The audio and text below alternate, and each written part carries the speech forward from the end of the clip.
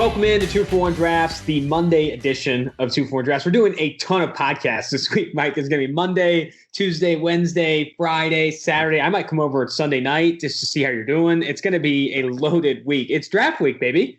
I know. I am. Dude, I live for this shit. I love it. I woke up this morning feeling good, a little pep in my step. I mean, I ordered smelling salts on Amazon. I also got bagged iced coffee. I'm going to be slapping the bag, smelling salts all week. It's just going to be Adam Gase's heaven.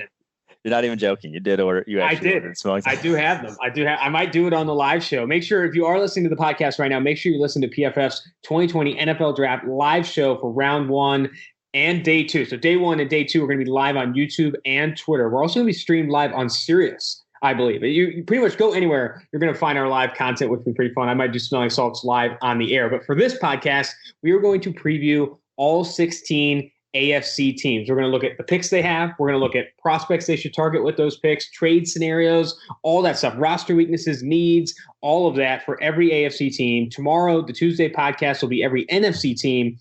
Wednesday, mailbag podcast. Send in your questions to austin.gayle@pff.com or tag Mike or myself on Twitter with a question. We're going to try and compile those all together for a Wednesday mailbag pod. We're going to answer as many as we can. With that being said, we are still doing the Edge monthly giveaway. I think I'm going to give, Mike, this is what I decided. Mm-hmm.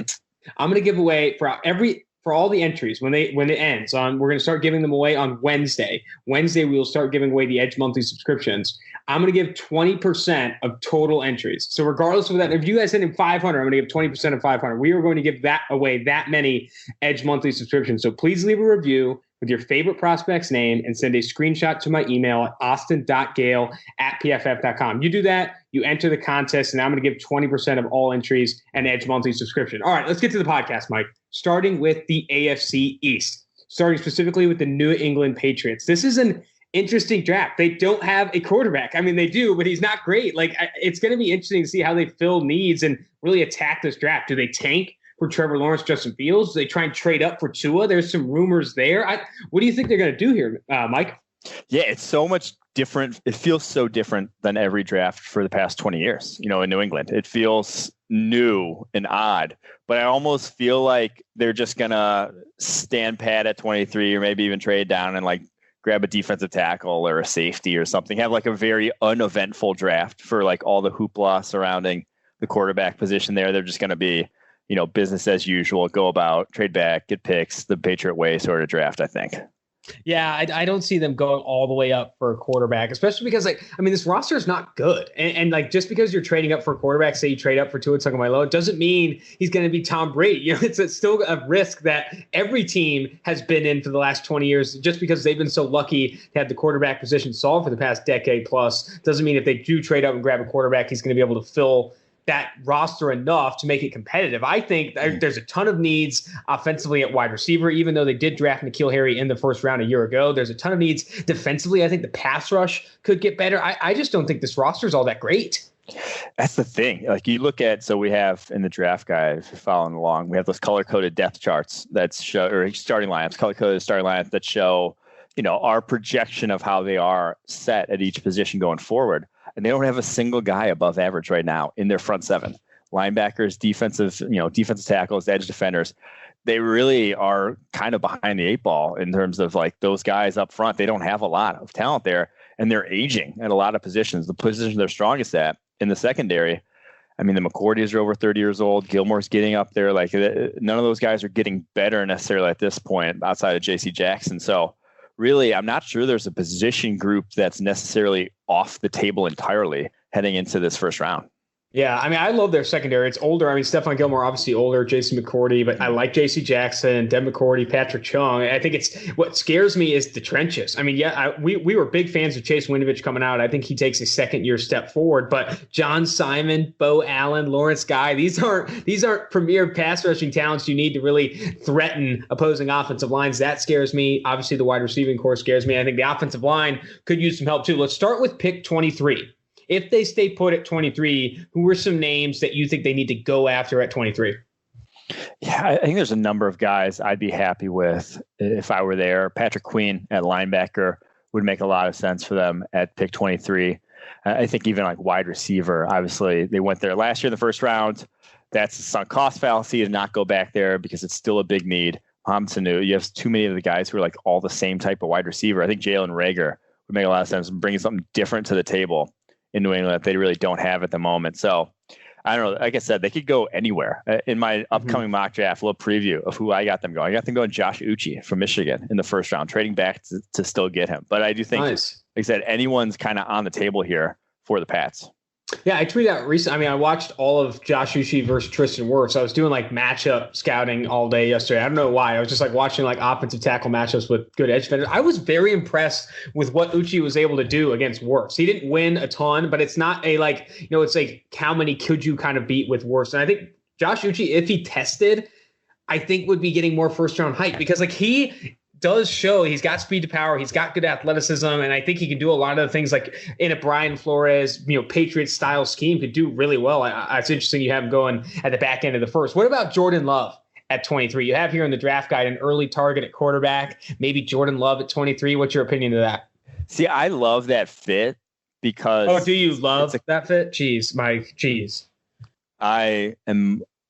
God damn, I can't think of a different way to say it. I enjoy that fit. Because Jordan Love is a crash, like he's the high risk, high reward kind of guy. Like if you do throw him out there for 16 games as a rookie, you could go 2-14. Like it could be awful. Like you could have a Deshaun Kaiser-esque rookie year where just nothing's good happens, and then that's good. Then you get in position to draft a quarterback, or he could hit and develop into the Patrick Mahomes that everyone loves to compare him to, and that his quarterback's coach is making the comparison to, so he gets paid more. I don't see it though. I mean, we obviously don't see it, but if he does hit at that, then you got yourself Patrick Mahomes. So I don't hate that pick. I again probably wouldn't go quarterback though in the first round for them. Yeah. All right. Let's move. Before we move to the next team here, let's talk about their 3 third-round picks, 87, 98, and 100. I think they have an opportunity in this draft to fill some positions of need, at least some depth players in that range. Are there some like steals, some gems the Patriots could target in that range? Yeah, so even without a second-round pick, because all those thirds, the compensatories, they're still 16th in terms of total draft capital in this draft. So they can actually make an impact here with all those guys. I think tight end that's when it starts to make sense to pick a tight end in this draft. Someone like a Adam Troutman. I think Cole Kmet will be off the board. He would fit for them. But Adam Troutman, I'm not even sure who in that range after Troutman would make sense. Like maybe Hunter Bryant if they want to go Aaron Hernandez style tight end in that offense again. But yeah, I think that is a possibility for them in that range. Again, they have a ton of holes though that anywhere is on the table. Yeah, I mean, looking at the draft board on PFF.com, I like the idea of them getting, Travis Gibson, the Tulsa edge defender. I think that would be a nice little fit for them. Maybe James Lynch of Baylor, Cole Kmet, someone you mentioned, John Reed. I would not be surprised if the Patriots continue to throw draft resource in the secondary, even though that's like easily their best part of their team right now. I could see them adding John Reed of Penn State in the back end of the third, Josiah Scott, Michigan State, Kenny Robinson. Like there's some names there too where you just wouldn't be surprised Bill Belichick continue to invest in the secondary. All right, we're moving off the New England Patriots. Let's go to the Buffalo Bills. They do not have a they do not have a first round pick because they traded for Stephon Diggs. How do they attack day 2?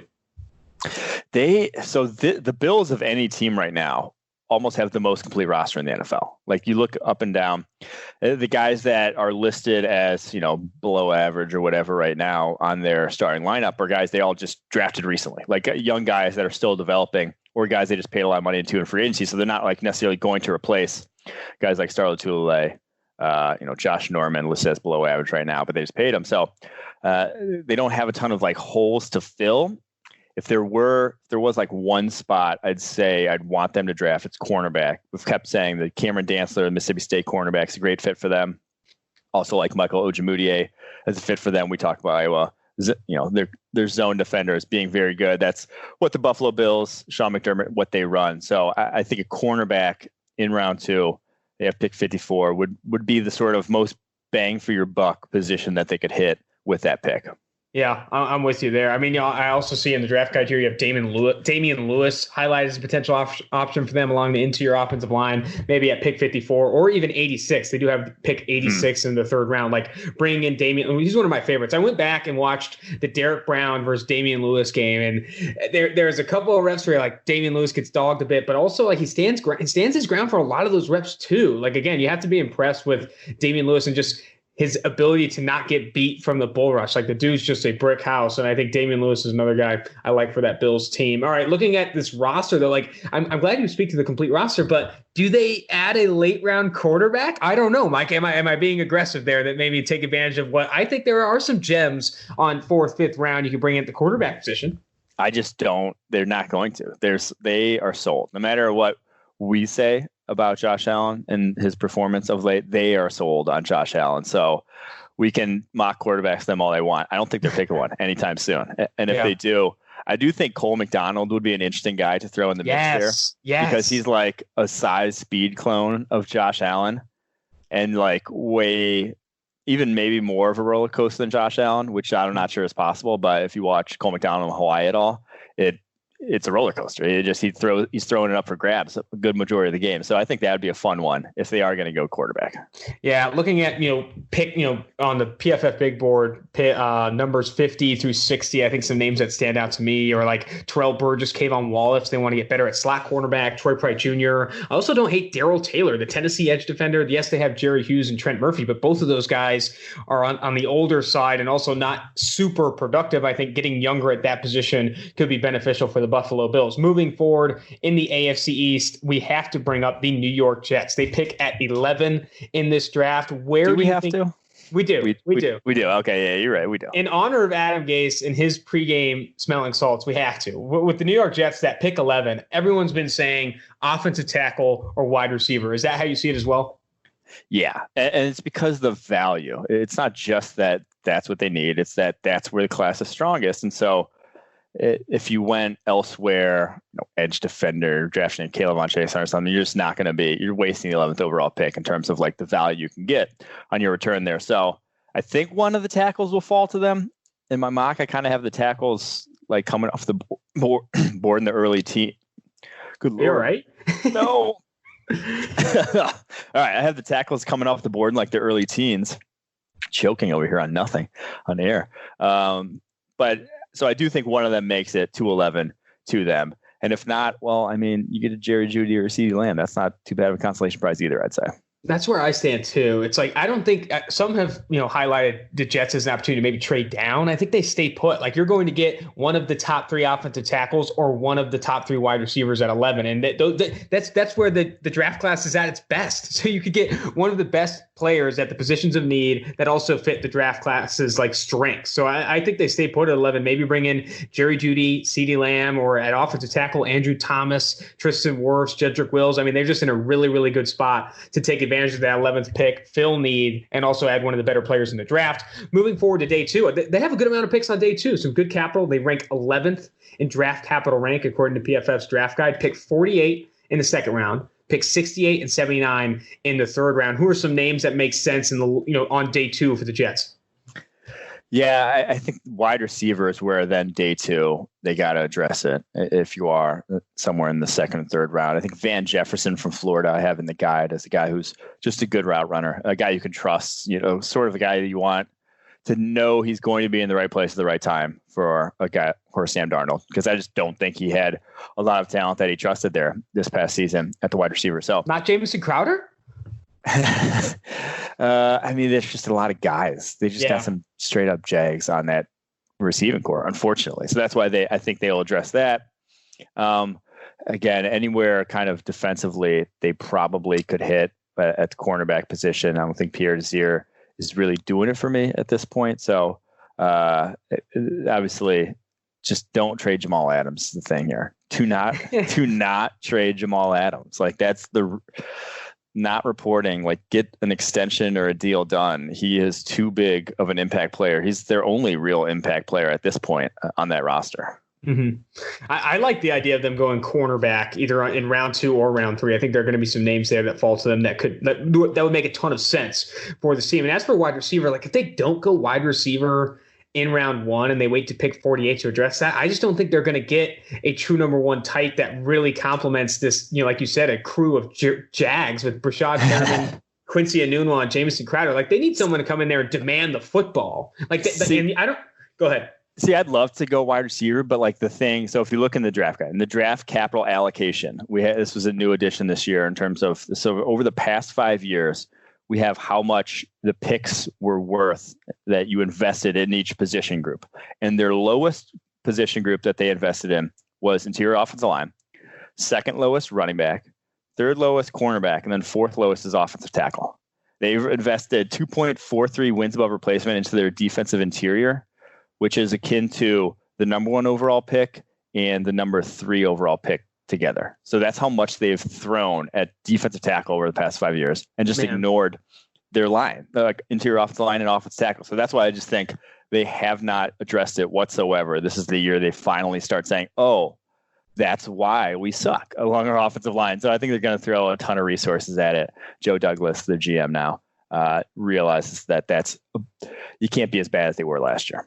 Yeah, I mean, I think about it, though. Like, they say they grab Andrew Thomas at 11 and then come back at 48 trying to add to this receiving core. Maybe it's like a Van Jefferson. But, like, again, you're just not going to find a receiver that's really going to elevate Sam Darnold's game. I think regardless of where they go at 11, Sam Darnold's in a bad spot. Because if they go wide receiver, say they grab CeeDee Lamb or something that can really dominate and demand the football, he's got Alex Lewis, George Fant, Chuma Edoga start on the offensive line. And, like, it's just not going to work out. Like, this is a very bad roster to be developing a young quarterback. It's very unfortunate. Regardless, do not trade Jamal Adams for more draft capital because he's easily the best player on that roster. And you saw the reports today from Ian Rappaport that the Jets want to talk to Jamal Adams after the draft and work on contract negotiations, work on a contract extension. So I don't know if he's going to get traded day one, or maybe that's smoke. Maybe they're trying to increase his trade value because they're locked in. I don't know. Regardless, this Jets team is in a bad place, and no one pick or even the slew of picks they have on day two is really going to take them to the next level and really help Sam Darnold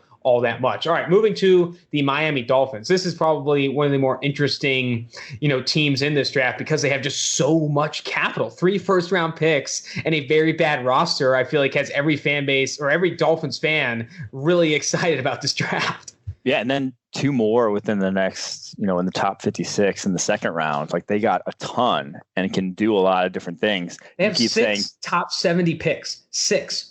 That's absurd. Like, they can really, really improve this roster.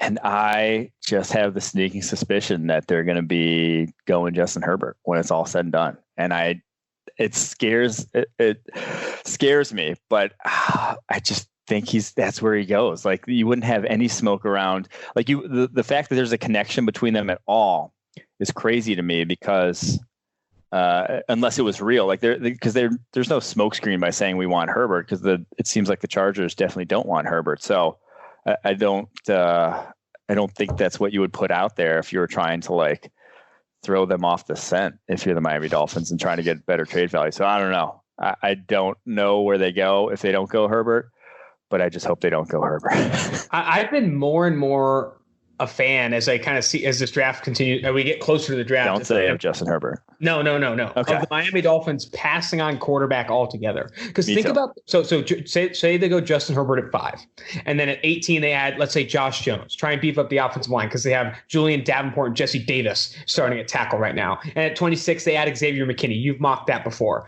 What's your projection with those picks allocated for Justin Herbert in year 1? He's going to get destroyed. Devontae Parker, Preston Williams, Albert Wilson. Like, this is not a good roster. It's going to be a very tough season for him. He goes from Oregon, who arguably had a top 5 offensive line in college football last year, to the Miami Dolphins with worse receiving core, worse offensive line, a bad defense. Like, this is, I would hate to throw Justin Herbert and all the concerns with him, the accuracy, he doesn't have the fire, into a roster like this and have high expectations because I just don't think he pans out.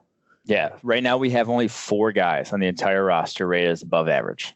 And the 4, Devontae Parker, Kyle Van Noy, Xavier Howard, Byron Jones. They just added 2 of those guys. Like, it's not good. And so to throw in like one quarterback with just how devoid of talent you are is still not fixing this. And then if it is one quarterback, you're not fixing his offensive line then. So I do think that going tackle at 5, or even maybe trading back from 5 and still going tackle and maybe even doubling up at tackle in the first round could do them a lot more good in the long run than just taking a guy and plugging him in there and saying good luck. I mean, this Dolphins team is so much better if they trade down from 5 and don't allocate draft picks in the existing class, but future draft picks for 2021, and then just add in the trenches, offensive tackle, maybe add a wide receiver, add to the defense side of the ball, linebacker, safety, and then go into 2021 with a top 10 pick or maybe 2 top 10 picks, depending on who they trade with, and then go get your quarterback, because this roster is going to be 5 times better with the picks you allocate that aren't quarterbacks, with the top 6 top 70 picks they have. I'm just more and more on board with that idea for the Miami Dolphins this year. Yeah, we're on the same page there. It is funny that they really, no position could you say they're set at besides the one where there might be the best, like Jeffrey Okudah might be sitting there on the board for them at 5, and they already have Xavier Howard and Byron Jones. I would love if they went for a third guy and just said, we're going to have the most dominant cornerback group of all time. But I'm not sure. I doubt that they will, but it'd be fun to see if they do. All right, let's finish the Dolphins with this. If they do go quarterback at 5, say it's Justin Herbert, what's the best case scenario after that for picks 18, 26, 39, and 56? I think 18, Josh Jones is your best case scenario, the Houston offensive tackle, just getting someone to pass protect for Herbert. 26, I think the tackle class will be done by then. Maybe go safety at that point. Someone like Grant Delpit early at 26 could make a lot of sense for them.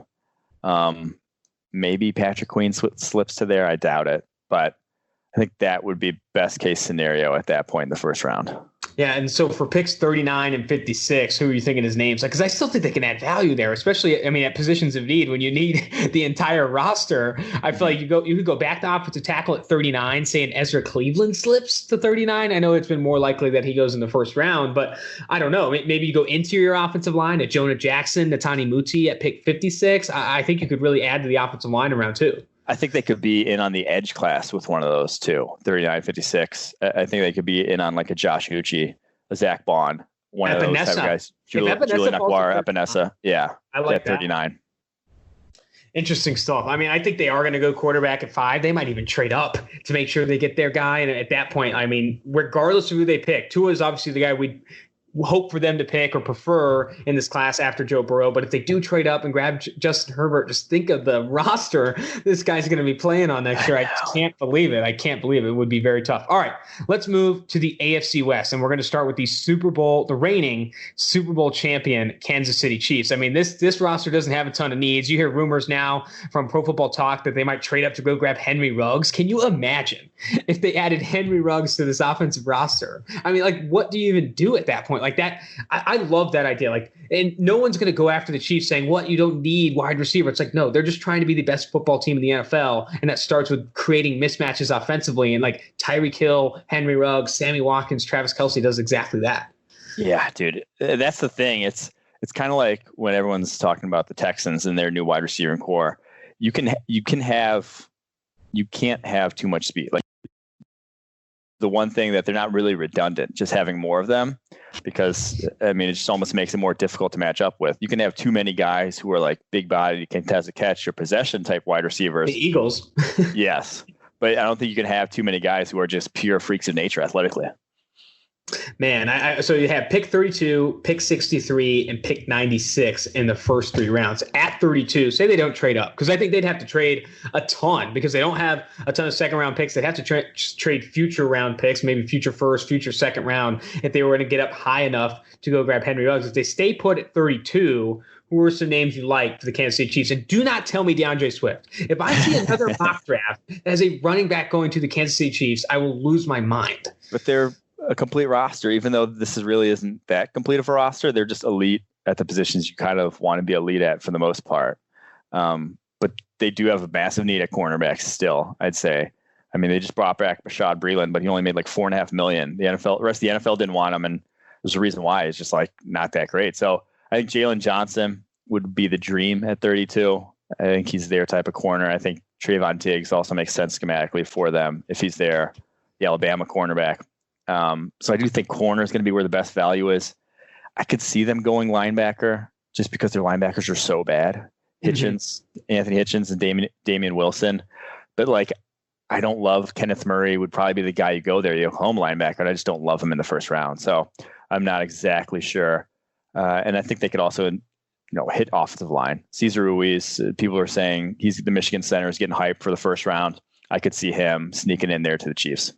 Dude, Cesar Ruiz's tape against Alabama late in the season was pretty awesome. Like him going against Raekwon Davis and picking off stunts and things. I think that was great. But you could say this about any team, and I almost hate saying it, but like they could trade down because. And here's the reason why. Here's the reason why. You're going to have to give a lot of money to Patrick Mahomes very soon. If you don't trade Chris Jones, you're going to have to give him a lot of money. Like there's a lot of players on this roster that are going to want big money paychecks soon. And I don't hate the idea of trying to flesh out your roster with more players on rookie contracts, trading down out of 32 and then maybe attacking interior offensive line and picks 35 through 45 and maybe getting an additional second round pick to continue to add. Because like a cornerback I really like for them on day 2, Bryce Hall of Virginia, the guy who's coming off with a pretty significant ankle injury, but fits their scheme pretty well. Like this is a team that if they trade down to kind of fill their roster out with more rookie contracts will make things easier when they have to give Patrick Mahomes and others big money.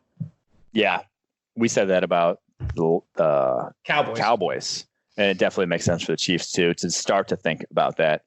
It's easy to sort of fall into the trap of we need that one impact player to get us back to the Super Bowl sort of thing. But I do think they got a number of holes, like defensively. They're not set. This wasn't a complete roster by any means that won the Super Bowl. This was talented at the right spots sort of roster. So they could still add, a number of different players in this draft. Jumping to the Denver Broncos in the AFC West, here's my take.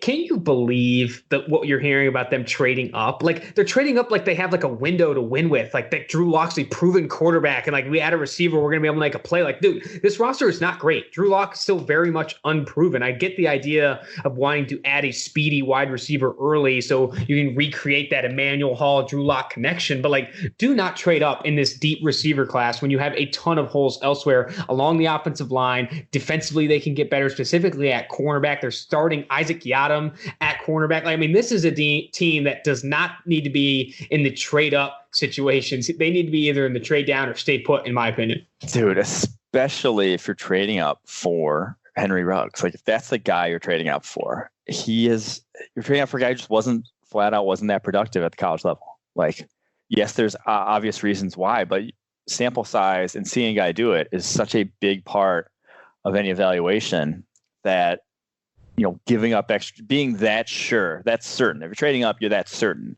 that the guy's going to be, Tyreek Hill, which is the comp for him that everyone has, even though he's nowhere close to that, as like a suddenness from like a change of direction aspect. Like Tyreek Hill ran a 6'5" 3-cone. Henry Ruggs didn't even do it because he's not that level of athlete. So that to me is just crazy that you would go and do that. Now he is fast. And he is faster than any other wide receiver in this class. But that's really a massive projection to fall in love with at the top of the draft. I mean, so here's my take here. Like, they stay put at 15.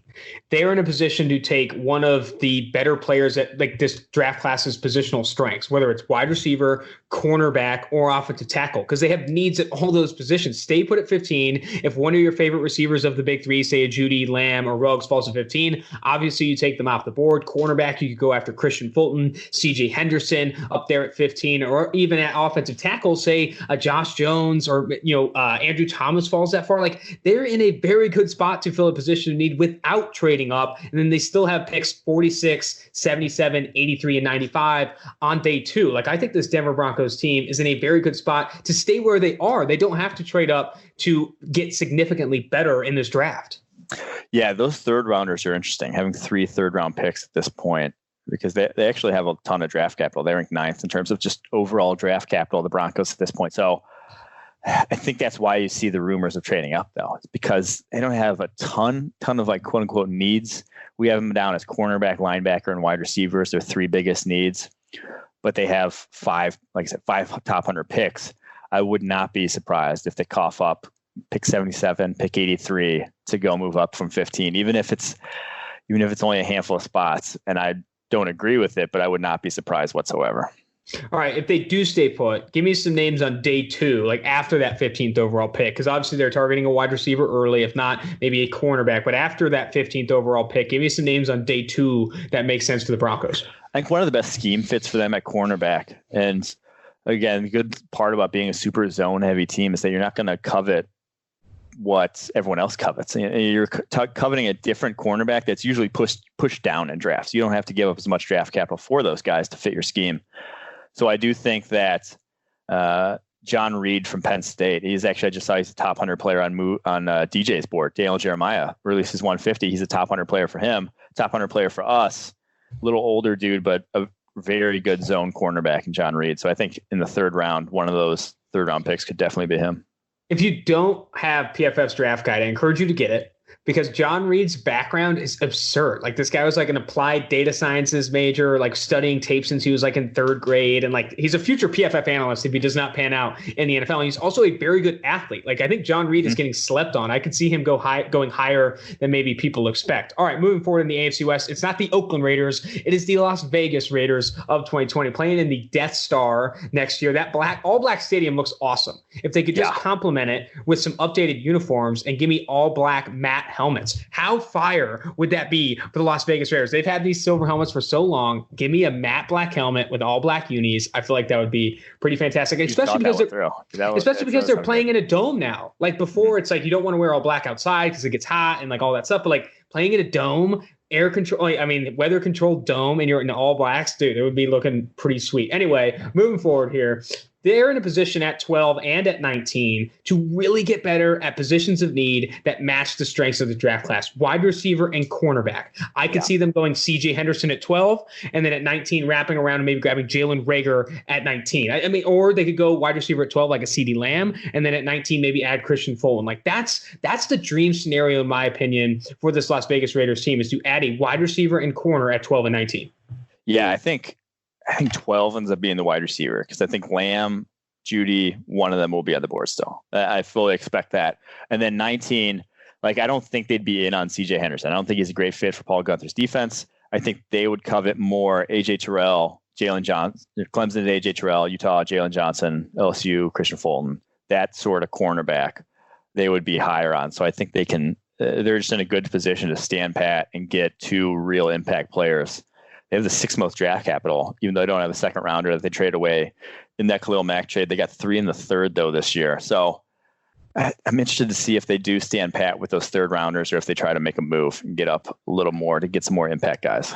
I don't think it's super stupid for them to consider trading back and adding a second round pick, because they are there at 12 and 19. Say the top 3 receivers are already off the board by 12, because that wouldn't be surprising. That happened in the PFF live mock draft last week, where the Raiders weren't able to grab a wide receiver there at 12. Like, I could see that potentially happening. I think trading back to add more picks on day 2, like a second rounder, could make sense for them as well. But let's go to those third round picks, 80, 81, and 91. I've been doing mock drafts on the PFF NFL mock draft simulator, and every single time I feel really comfortable about taking Jalen Hurts with one of those 3 picks. If he does fall to round 3, I don't know if he will. He could go round 2, whatever. But what's your opinion of Jalen Hurts as a round 3 option for this Raiders team?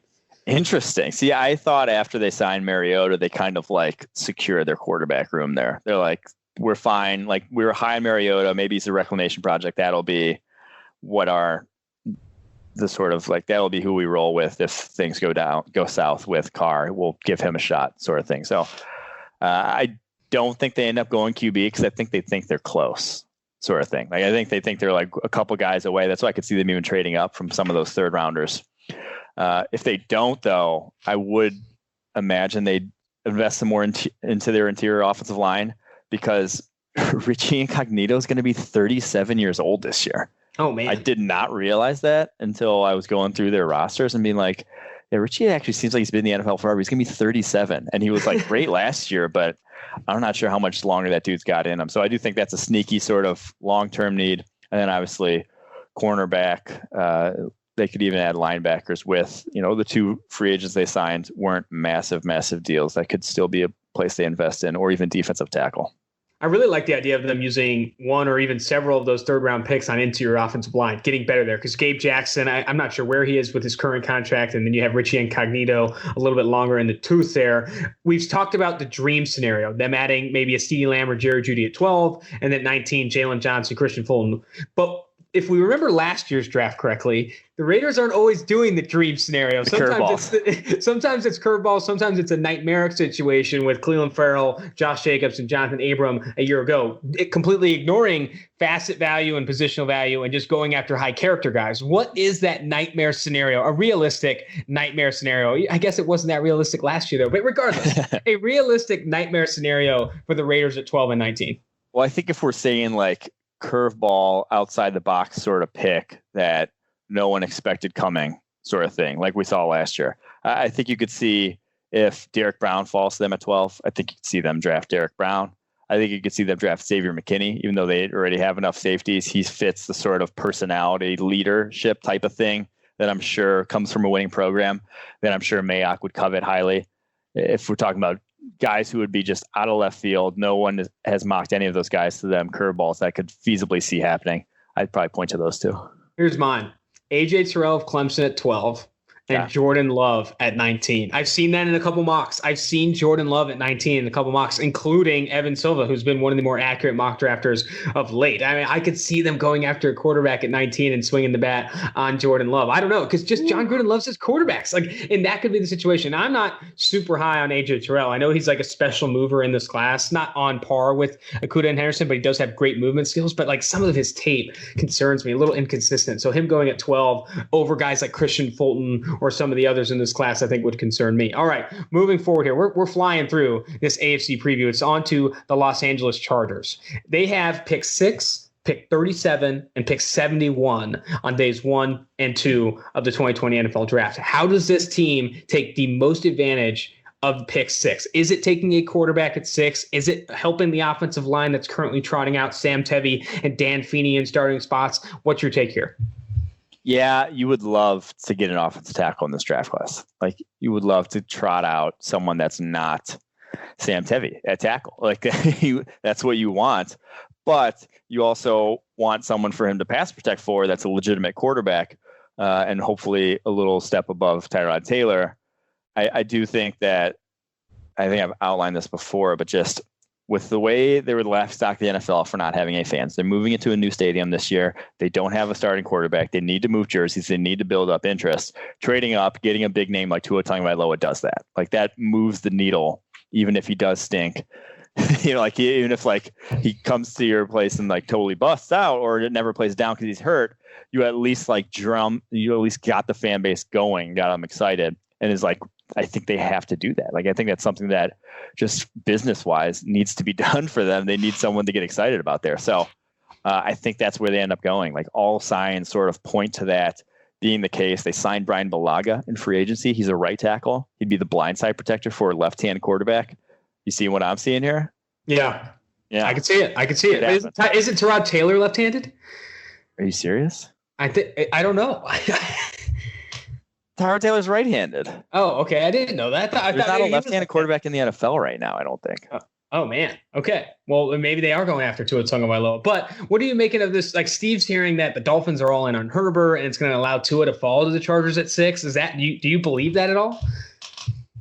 No. I don't see how you could be all in on Herbert. Now, I think it's possible, but I do think there's something to the fact that the Dolphins aren't desperate for a quarterback the way the Chargers are. If they miss out, they're still going to, if they get one, they're going to stink this year. If they don't get one, they're still going to stink this year. They don't have that immediate pressing need for it. Whereas the Chargers, they got a good roster. If they don't have good quarterback play, they just ruin a good roster. Okay, but say they are able to grab a quarterback at 6 without trading up. What would be good players to target on with picks 37 and 71? See, you're not going to really fix your tackle problem then. You're going to have to trot out Sam Tevy. You're going to have to trot out someone you don't really necessarily want to tackle, or a rookie who's probably behind the 8 ball. Maybe Ben Barch is one of the guys I said probably pick 71 would be great value if you get Ben Barch there. I think they could still attack cornerback. If Christian Fulton falls to the second round, he's an ideal fit for them. If they really are intent on keeping Chris Harris solely in the slot, I think Christian Fulton would be great on the outside in that defense.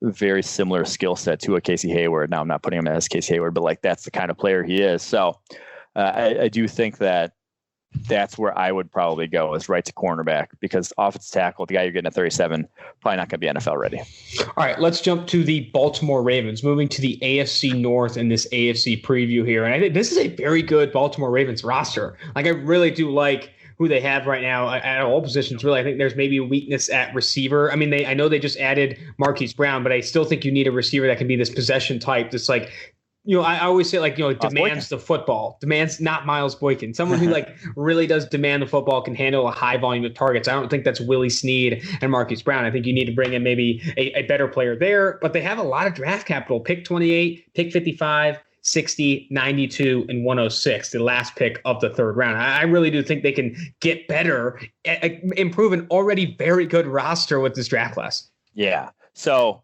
I'm almost of the opinion, I know you said wide receiver in need there. I think with the way this offense goes, with what makes it tick, addressing the interior of the offensive line might actually be more impactful than like a possession type of wide receiver, like, because they use so many two tight end sets, because they are so run heavy.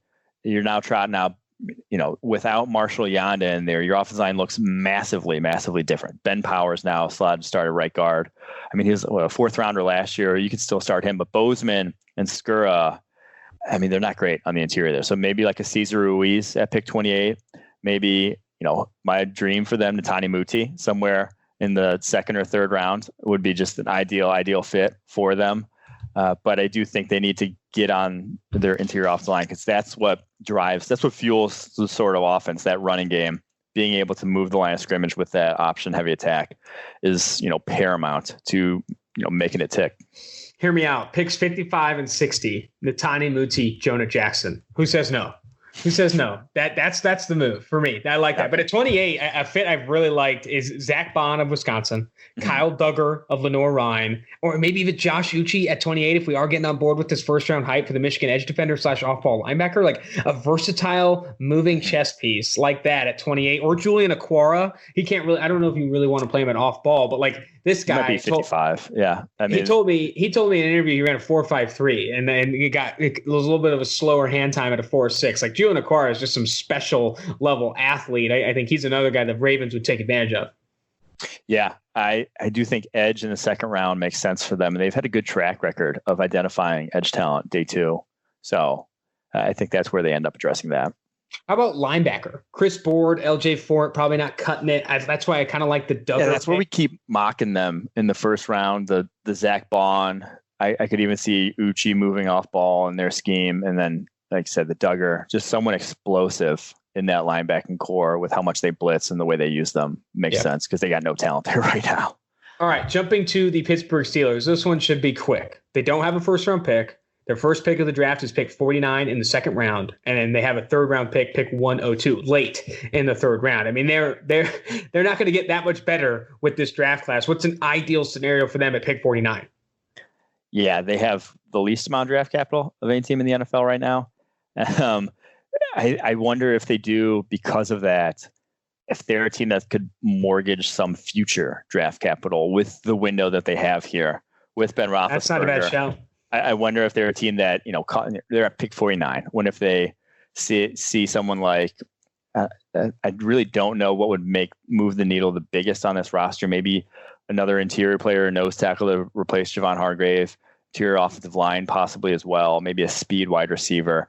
But they don't have one glaring sort of pain point that they have to go out and address, which is an interesting place to be, and you can kind of just go best player available. The guy I keep saying makes a lot of sense, though. If you're going to replace Javon Hargrave, Neville Gallimore from Oklahoma, really similar skill set, get off, fantastic, can push the pocket on the interior, a little bit of an undersized nose tackle, but I think you can still hang there in the NFL. If that's what you're looking to do, I think he fits in with that defensive interior. Could he not be there at 49? I feel like they don't necessarily have. Yeah, I think he could be there at 49. That would be a very good pick. I mean, inside the top 50, you grab Neville Gallimore of Oklahoma. At pick 102, maybe target interior offensive line, try and find the best available guy there. That's what the fit I like is they love big dudes. So Damian Williams, Damian Lewis, LSU guys still on the board. They love those like people moving guards. I don't think he'll be on the board. I think Michael Onwenu from Michigan might be on the board. He was a Beer Belly of the Week segment winner back in the day. I think our very first one, 350-ish pounds or so. I think it was actually 340 at the combine, but I think he could slot in at guard for them as well. All right, jumping to the Cleveland Browns. This team needs to get better. I mean, they have a window with Baker Mayfield, who they think can be a competent quarterback in the NFL, who had a bit of a down year this past year, but we're confident in him bouncing back. What do they need to do with picks 10, 41, 74, and 97 to put this team in a better position to pursue the playoffs and try and make a run with Baker Mayfield? Yeah, so 10, tackle. Just tackle makes too much sense there. They're obviously a team that's been rumored to be trading down, rumored to be connected with Ezra Cleveland. Man, I'm not sure that's going to fix the left tackle position right out the gate for them in Cleveland. But I do think that he is, if you're talking about projects at the tackle position outside of the top group, I don't hate him as a project because of the athleticism he brings to the table. Now I think you're going to be a little, upset, or you're a little disappointed if you expect him to come in, you trade down from him, expect him to come in right away and be a massive upgrade over what they had last year. But I do think that in time, maybe he could justify a first round selection. But I do think tackle just has to be the pick out the gate because you're not going to get impact after that. Man, I mean, they're in a really good spot, like similar to the New York Jets who pick right after them to get one of the better offensive tackles in this class. I think staying put, not just coveting Ezra Cleveland's athleticism, go get like a very capable, productive offensive tackle like Andrew Thomas, Tristan Wirfs, Jedrick Wills there at 10. How about day 2? Picks 41, 74, and 97. What other needs could they address there? Cornerback, I think, is a need opposite of Denzel Ward. They can get better at off-ball linebacker. Myles Garrett, you don't know how long he'll be playing. He could swing another helmet. You don't know. I feel like defensively, I think that's where I feel for them for day 2. Yeah, I think linebacker would make sense. Even they could go back to the at offensive line as well. I think they're all right at safety. They could use maybe a nickel corner type, and that would be, an Amik Robertson would make a lot of sense for them in the third. I think 74, 97. But I would love if they got Willie Gay at 41. They have Mack Wilson in there, but he's a 5th rounder. Like that's not. You can still upgrade there, and he wasn't great as a rookie by any means. So I do think that would be the position where maybe the value makes the most sense at 41. What about Ross Blacklock at 41? Yeah, the TCU. I think they need some juice on the interior offensive line. They have Sheldon Richardson, Larry Ogunjobi, but you send in Ross Blacklock at 41. I've seen that mocked a couple times. Yeah, I wonder, this will be an interesting draft to see where the Browns go in terms of analytically. Like we would say, obviously, the positional value of defensive tackle, probably not bang for your buck at 41. But, I mean, past the biggest sort of problem I had with Sashi Brown's drafting was that he really skewed positional value. Like he was drafting safeties and tight ends in the first round and not necessarily...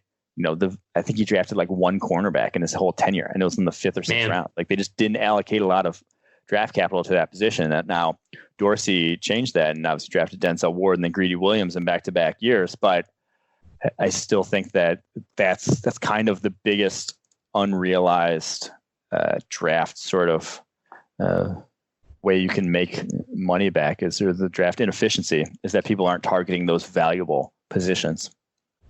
All right, moving to the Cincinnati Bengals, round 1, pick 1. The pick is Joe Burrow. There's no other question about it. Like there's no point even talking about it anymore. Let's jump to day 2, picks 33 and 65. This team, similar to Miami Dolphins, needs help across the board. They need help at linebacker. They need help in the secondary. Offensive line is atrocious. Billy Price has not panned out since going in the first round of the 2018 draft. And Jonah Williams coming back from injury. You don't know where he's going to be now. This team needs help across the board. Yes, right now we don't have a single one of their offensive linemen listed at even average. Everyone is below average, poor in Billy Price's case, and then obviously Jonah Williams listed as incomplete because we haven't seen him play down. So, dude, they need help there. And so it's going to be Joe Burrow at 1. But then I keep saying bang the table for trades and allocating more draft capital that they can find to that offensive line. Interior, you just got to shore it up. You can't have massive holes there, pass protecting for Joe Burrow. So I don't think the tackle value is going to be great at 33. You're not going to be able to get like a starter. You might be stuck with Bobby Hart next year, but you could upgrade your interior for sure in terms of guys who can impact the team right away and start for you and be upgrades. And that first pick of the second round is normally it can be a hotly contested trade up opportunity or trade down opportunity for the Cincinnati Bengals in this case. And trading down and attacking interior offensive line could be a good move for the Cincinnati Bengals. Because Billy Price and Trey Hopkins had a good year last year, but still not one of the better centers in the NFL. And Xavier Su'a-Filo. I mean, you just need to make upgrades at those positions, and I think you could do that if you trade down a bit. All right. Moving forward here, we're flying through the AFC. We're down to the AFC South now, starting with the Houston Texans. They're not in a position with a ton of draft capital in this class, but the Houston Texans still in this window with Deshaun Watson and the speedy receiving core now to try and go chase a ring, try and go chase a deep postseason run. Is there something they can do in this draft to kind of aid that? I don't think so. I mean, honestly, like they don't have enough. They don't have enough to get it done at the moment. They just have, pick 40 is their only pick in the second round. They traded away 57. I think cornerback would be where the best bang for your buck would be at that point. Maybe defensive interior, like possibly if you get because it's a massive need. They're throwing out Timmy Jernigan and Angelo Blackson right now in the interior. Someone like a Justin Matabuki, like Ross Blacklock there at 40 would make a lot of sense. Or a cornerback, if Jeff Gladney's on the board, something like that would be like some guy that can upgrade right away because, man, they got holes along that defense. But I do think the offense they did a really good job of sort of getting this offensive line. Now, you have 2 first-round picks to do it, but getting the offensive line back to a level that Deshaun Watson can play behind. I still feel like this defense is in a very bad spot. I mean, offensively, you just got to throw up a ton of points. And you saw them get into a shootout with the Kansas City Chiefs and completely crumble it away. But still, they're capable of putting up points. It's this defense that scares me. They lost DJ Reader this offseason. They're trying out Angelo Blackson and Timmy Jernigan along the interior defensive line. Cornerback is a concern. Bradley Roby, Garyon Conley, Lonnie Johnson. Again, I think I really like for picks 40 and 57, double dip at cornerback. I don't really care. Go grab Jeff Gladney and maybe another cornerback as well, because I think you need to stop the pass to win in today's NFL. And I just don't know if this Texans defense can do it, even with J.J. Watt at edge. Yeah, so they have a lot of options. None of them are good, though. They're kind of in that no man's land that the Eagles were the past couple of years, where it's like you got names that you just drafted kind of highly. You got a guy in Garyon Conley was a first rounder. Vernon Hargraves was a first rounder. Lonnie Johnson, a second rounder. Bradley Roby was first rounder. Like they have a lot of guys who are highly drafted guys who just never quite lived up to it and still haven't lived up to it, that they're kind of just banking on this is the year the light switch flips sort of thing. And I would not bank on the light switch flipping for any of those guys. Like that's too far. They're all too far gone at this point. Or not too far gone, but like it is so deep into their careers that I think you got to go back to the well. All right, moving to the Tennessee Titans. This is, in my opinion, a very good roster, offensively and defensively. I have question marks about Ryan Tannehill. You're going to see, I guarantee it, you're going to see some level of regression in 2020. He's not going to be the same quarterback he was a year ago. Like he's going to regress in some ways, a little bit closer to the mean. But regardless of that, good receiving core, A.J. Brown, Adam Humphries, Corey Davis. Defensively, they have some pieces. Adoree Jackson, Kevin Byard, picks 29, 61, and 93. Where do the Titans go? That's tough, man. They're one of the toughest teams to project because, like you said, it's a good roster. There's not one position where you point at and you say, oh, they got to go there. I think edge, someone outside of Harold Landry, Vic Beasley, they paid him an all right chunk of change, but we've seen enough from him by now to know that he's not that good. Even the year he had 17 sacks, he wasn't that good. He's just never been a consistently productive pass rusher. So I think that's where they could go. They could be one of the guys who sneaks an edge in the first round, maybe AJ Epinesa, something like that would make sense for them. But I can't really make heads or tails of where John Robinson's going to go with this Tennessee Titans roster. I see maybe cornerback. I mean, Noah Igbinoghene is a guy we've talked about as a fit potentially for them. Yes, they have Adoree Jackson. Malcolm Butler got toasted a handful of times this past year, also a little bit older. I think they could add a safety opposite of Kevin Byard. I think defensively, like you said, edge, maybe inside linebacker. I don't know. I think, again, defensively is where I turn. How do you feel about the offensive line? Taylor Lewan and Dennis Kelly at tackle positions, Roger Saffold, Nate Davis at guards. Do you think they need help there? Maybe at pick 61, 93? Yeah, so they give Dennis Kelly $7 million a year, which is not really starting tackle money. That's swing backup tackle money that you can think can start in a pinch. But I mean, I don't think that the 29th overall pick, though, is going to necessarily be a better option right out the gate than Dennis Kelly. Now, it's a need in the long term, but I think if you're playing for the here and now, which they just went to the AFC title game, I think that's not the worst idea in the world. You might go elsewhere, a guy who can make a bigger impact, or they could be a potential to trade up from 29 and go get an offense tackle if you see a guy sliding in the first round. If someone if they do really love an Austin Jackson or something like that, I could see them moving up to target a right tackle just if they think one can actually start for them right away. All right, let's pivot to the Indianapolis Colts. They do not have a first-round pick. They traded the 13th overall pick for DeForest Buckner. They do, however, have picks in the second and third round, 34, 44, and 75. I think they can get better at key positions of need at picks 34 and 44, specifically at wide receiver. I don't hate double dipping. I know you spent, I think it was a second rounder on Paris Campbell a year ago, but he's just not it. He's not going to be a guy that's a difference maker opposite of T.Y. Hilton. I think double dipping at wide receiver, potentially a Michael Pittman, T. Higgins combination. I don't know. I like the idea of them just really adding playmakers for Phillip Rivers to kind of take advantage of that small window you have with him under center. Yeah, one of my favorite things. So their draft allocation, I've loved looking at their draft allocation because it's all edge, linebacker, cornerback, safety are 3 of their 4 highest invested positions, or 4 of their 5 highest invested positions. The only offensive position they've invested at more than those is interior offensive line, obviously the Quentin Nelson pick, but they've invested a lot of guys at linebacker, corner, safety, kind of the back end of their defense, getting some speed. And I think they're fairly set there in terms of, how many options they have. I think this one will be wide receiver. I think 34 just makes too much sense, whether it's T. Higgins, Michael Pittman, just someone that offers something different. And the Colts are kind of all in. I mean, they got Phillip Rivers for 1 year. They gave up a first round pick to pay a guy right now, which is a telltale sign of a team that's all in. So I wouldn't even be surprised if, Chris Ballard never trades up, but maybe this is the year he says, this is our guy that we need and that we're missing at the wide receiver position. They still, and I know they added Xavier Rhodes. They spent a high draft pick on Rock Ya-Sin from the previous class, but I still think they need help in the secondary. Could you see picks 44, 75 potentially go in the secondary, or do they go elsewhere? They could. I mean, they didn't need linebacker last year, and they went Bobby Okereke in the third. Ballard's not unwilling. How am I trying to say this? He's not unwilling to keep going back to the well at the same position. I don't think he has shown long-term sort of foresight to not be playing for the here and now over the past handful of drafts. So I do think that's feasible. All right, let's jump. Last team of the AFC preview. It's Gardner Minshew's Jacksonville Jaguars. There's been some stir about them potentially addressing the quarterback position at pick 9 or 20, say at Tua Tagovailoa falls. Maybe they really like Jordan Love. Are you buying any of that, or are they all in on Gardner Minshew?